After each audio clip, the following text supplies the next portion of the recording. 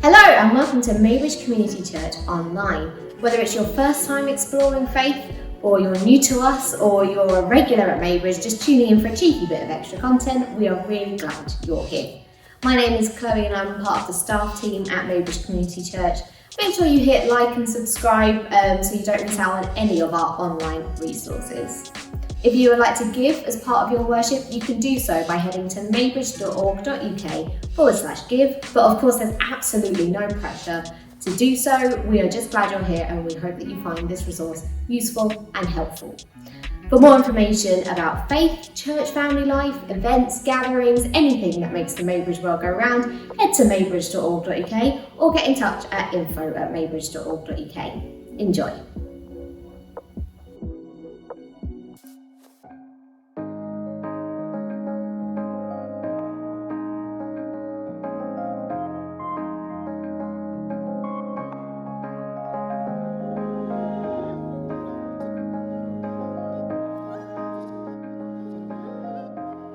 Hi, I'm Matt, the minister here at Maybridge Community Church. Great to have you with us. We're continuing our long, I think very worthwhile look at Matthew's Gospel today as part of our Radical King series. And the whole point is that we encounter the real Jesus through the text and we're challenged to live life in his ways in our context. We've been looking at Matthew chapter 12 for a few weeks. A lot of it is a very intense conversation Jesus has with a group called the Pharisees. They are at the time a very influential group of religious leaders in Israel. And interestingly, they don't like Jesus, but they don't say that Jesus doesn't have miraculous power, which people might say now. They say, we know you have power, Jesus. We just think that it's satanic. So it's quite a big accusation. And then today it escalates in Matthew 12 from verse 38 to 45. We're going to break it down bit by bit and then look at the whole thing together. So in verse 38 it says, "Then some of the Pharisees and teachers of the law said to him, 'Teacher, we want to see a sign from you.'" Now, it was already, I reckon, quite a tense moment. These are heavyweight religious people. They're like the theology police of the country. This is in public. A group of them are surrounding Jesus. Pharisees and teachers of the law, these are the experts. And they address Jesus as teacher, which is a bit weird because that's a respectful title. And just a moment ago, they called him a representative of Satan. And many people think that maybe they said teacher sort of sarcastically, because the aim we'll see here is not an honest search for truth. The aim is to catch Jesus out in some way. So this is a very pressurised moment. What's their request? We want to see a sign from you. We want a sign. Now, at face value, that seems pretty reasonable. At that point, there was a buzz growing around Jesus. Some people were saying maybe he's the Messiah, this special person promised by the Old Testament. The crowds are all over the place. So on one level, you think, well, fair enough. Come on, Jesus, we want some sort of proof. Pull a rabbit out of a hat or something and then we'll be convinced. That's what's meant by a sign, some sort of indication that he's more than a normal bloke. The thing is, this is a little bit late in the day to ask for a sign. This is Matthew chapter 12, not chapter 1. By this point, Jesus has already healed a paralysed man, healed a dead girl and a sick woman, healed a blind man and a mute man, healed a man with leprosy, he's healed a centurion's servant, he's healed Peter's mother-in-law, he's calmed a storm, he's cast demons out of people, he's healed loads and loads and loads of others. That's why the crowds are around him in the first place. He was already doing miracles. It was sort of his day job. And the people are now asking for a sign, knowing virtually all of this. They know all the things I've just said. In fact, they were present for most of it. Asking Jesus for a sign at this moment is like when my children come and say, "You never give me a treat. I want treats." And you're like, "Well, what? You had an ice cream like 11 minutes ago. This is absolutely ridiculous." And especially when they'd already seen what Jesus was doing. And they've already accused him of doing with satanic power. What is it they want? More demonstrations of Satan? What they actually want is for Jesus to make a mistake. They want him to say the wrong thing, to do the wrong thing. Whatever he does next, they will try to twist. Have you ever been in that situation where whatever you do, you can't win? You just know that the other person will assume the worst motives or they'll criticise you or something, and it's extremely frustrating. That's what's being directed at Jesus in this conversation. And it still happens to this day with Jesus. People say things like, "Well, I don't believe in Jesus, I don't believe in God. If he did a miracle in front of me, I believe him, otherwise I'm not." But we know that isn't how it works. Lots of people back then saw Jesus do miracles, including these Pharisees, and they don't believe him because the sort of belief we're talking about isn't just agreeing with some facts and observations, it's placing trust in a person. There's more to that than simply having something you can't explain happen in front of you. There was a big debate a few years ago, one of those ones where they get heavyweight academics in and they sell tickets, between William Lane Craig, a Christian philosopher, and Lewis Wolpert, a biologist and an atheist. And the moderator was John Humphreys, the journalist, you may know from TV. And he's an agnostic, but he's interested in the issue. And during the debate, he said to Lewis Wolpert, well, what would it take for you to believe in God? And Wolpert said, well, I'd need a miracle. Show me a miracle, a sign, and I'll believe.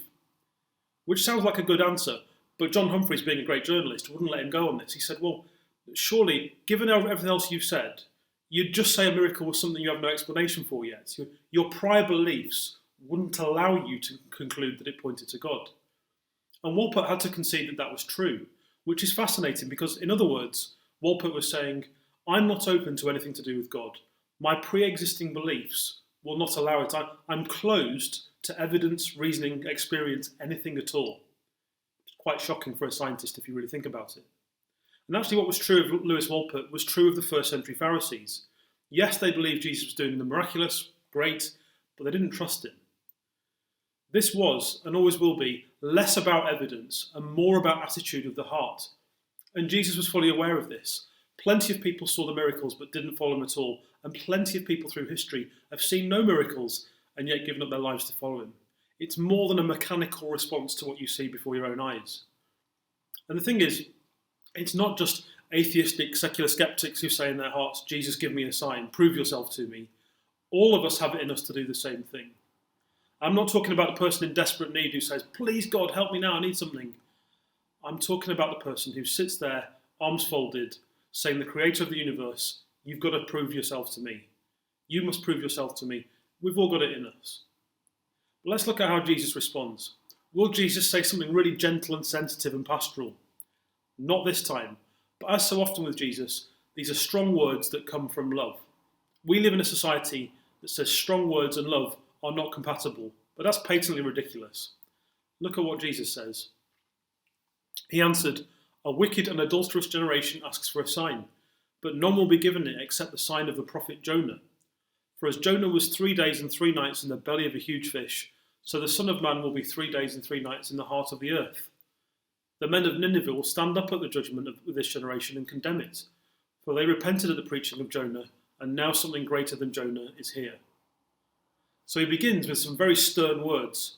A wicked and adulterous generation asks for a sign. Isn't that a bit harsh? In Jewish thought at the time, the phrase wicked and adulterous generation was quite a well-known phrase, a common phrase, and it simply meant that you were opposing God. And there's a reason it's those two words. Firstly, wicked meant evil, sort of in the old-fashioned sense. Asking for a sign in this case was not a genuine inquiry. Jesus is saying it's a demonstration of evil. Really strong pushback. And where we often think of evil as rape and murder and terrible stuff like that, the heart of evil, the underlying issue, is opposition to God's ways. And by saying, Jesus, you must prove yourself to us, the Pharisees were committing a type of evil towards God. They're not truth seekers, they're power seekers. They want him to dance to their tune, they want him to fit in with their view of reality. Secondly, adulterous means, as it does now, but in Jewish thought, the relationship that God was supposed to have with his people was like a husband and wife. And when a husband or a wife betrays their spouse for someone else, what is that? It's adultery. And so to describe them as adulterous was to say, you're breaking the relationship. We're supposed to have a loving, committed relationship, but by asking for a sign, in the way you're doing it, you're demonstrating that you don't trust me. Your trust lies elsewhere. And so these words of Jesus are strong, but they're not just a violent outburst. They're loaded with emotional investment and concern. It's the idea of a broken relationship that bothers him. He's heartbroken by their attitude, their behaviour. We know from the last chapter these guys were plotting to eventually kill him, and he knew it too.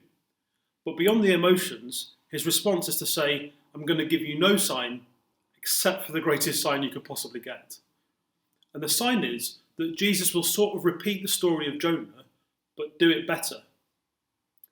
The Old Testament story of Jonah, you may or may not know it, or most of the story, is that God tells Jonah to go to a city called Nineveh, and they're in a really bad way. They've been doing terrible things for hundreds of years. And Jonah's supposed to go and speak against them. And he doesn't want to, so he runs off, he gets on a boat, he ends up in a massive storm, and then he realises that he's responsible for all of this somehow. And he sacrifices himself. He gets the sailors to throw him overboard where he ends up being swallowed by a big sea creature. And 3 days later, he gets vomited upon the shore and he survives this strange and terrible thing. And it's a really interesting story on its own. But now, much later, Jesus says, that story has a whole other level. It's a pointer to what I'm going to do. Because he is the Son of Man that he refers to. That was an Old Testament title. And what he will do is die for 3 days as well, but actually completely die, and then rise again. In the original story, Jonah eventually did go to Nineveh. He did speak to them about what they were doing. And amazingly, the city en masse repented. They turned back from what they were doing. And Jesus is now saying to the Pharisees, look, the Ninevites only had Jonah, not me. And they still repented. In fact, the Ninevites didn't even see Jesus escape the sea creature, which would have been quite compelling. They just heard his message. Jesus is saying, you've got me and my miracles and my message, and yet you won't budge. So when the judgment of God happens to you one day, those guys will be better off than you. They responded better than you. Now, for us, this creates a question that is very much located in our culture. Isn't this a bit much? All this talk of judgment and who's better positioned for? Isn't Jesus supposed to be loving to everybody? Well, look at the posture of Jesus throughout this. These men want to kill him, and his ultimate response is to knowingly, deliberately die on their behalf, the sign of Jonah. Warning them and us about judgment is an act of love. People who love themselves more than they love you will not challenge you or disagree with you. They can't be bothered. Jesus will disagree with you and challenge you to the innermost part of who you are, your deepest motives and ideas, out of love. You can't question the love, not really, because he died and rose again for you.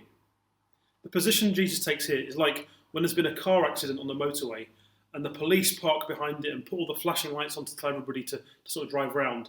And the police aren't doing that, of course, because they want to mess up your journey. They're doing it for your own good. To say that they were imposing on your feelings or your free choice would be completely absurd. And that's what Jesus is like with judgment. He doesn't want anyone to suffer on that day. It's why he came in the first place. And that's why Jesus' response to the Pharisees, the people opposing him most, is, I'm not going to give you a sign except for the greatest sign you could possibly get. That's all. It's all based on love. But the tough words do continue. He says, the Queen of the South will rise at judgment with this generation and condemn it, for she came from the ends of the earth to listen to Solomon's wisdom, and now something greater than Solomon is here. Little fact for you, the football team Queen of the South, who play in the Scottish Championship, can claim to be the only British football team mentioned in the Bible, but I've done some research, I've looked at the books, and I'm pretty sure that's not who Jesus is talking about in this passage. The Queen of the South was actually the Queen of Sheba from the Arabian Peninsula, and basically 1,000 years before Jesus is speaking, she was a rich and powerful leader who came to Israel to meet with King Solomon, because he had become famous for having great wisdom, and so she comes and asks him loads of hard questions, presumably. And Jesus adds to what he said about Jonah by saying something these religious leaders would have hated.